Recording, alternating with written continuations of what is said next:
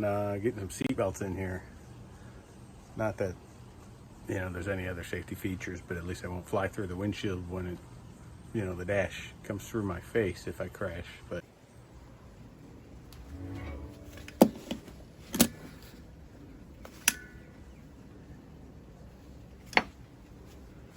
three-inch, like airplane style buckle. See, there's a bunch of hole in the floor, I think, and put a big nut and bolt, hold it down. All right, we got seat belts. It's all safe now. Can do brake checks. I don't know if it's safe to hit any of that, you know.